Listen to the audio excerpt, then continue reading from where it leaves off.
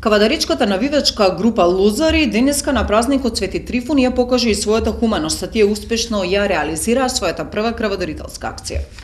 Навивачката група Лозари денеска на празникот на лозарите и винарите организираа крводарителска акција. Всушност, иницијатори на оваа акција беа подгрупата на лозарите, Ултра Кру, која денеска прославува 2 години од своето постоење. На одделението за трансфузиологија денеска гужва. Навивачите со своите бои и реквизити ги пречекуваа сите оние кои сакаат да даруваат драгоцена течност, а за сите нив обезбедија и благодарници. Пријатно изненадени од масовноста и храброста на младите беа и персоналот на трансфузиологија. Најнапред да кажем дека сме прилично пријатно изненадени што навивачката група Лозари дојде овде и дарува крв.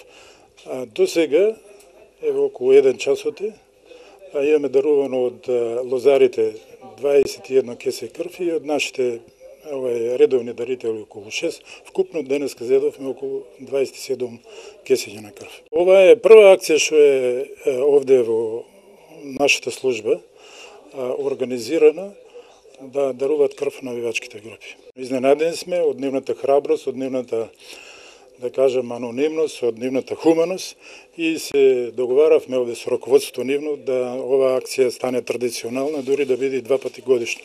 Ова е прва акција во организација на навивачката група, а вистинските причини ни ги појасни Ѓорѓи Ристов, еден од основачите на Ултра Кру. Има еден посебен повод денеска, 14 февруар, 2 години од постоењето на подгрупата на Лозари Ултра Кру. И во чест на тие јубилеи решиме да направиме една крводарителска акција. Потоа мал коктел, след тоа да го обележиме баш на Свети Трифун.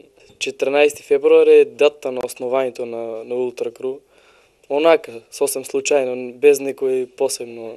Одличен одзив. До сега мислам дека има околу 30 крвни единици дарувано, а се очекува до крајот на дените да има барем уште 20 души.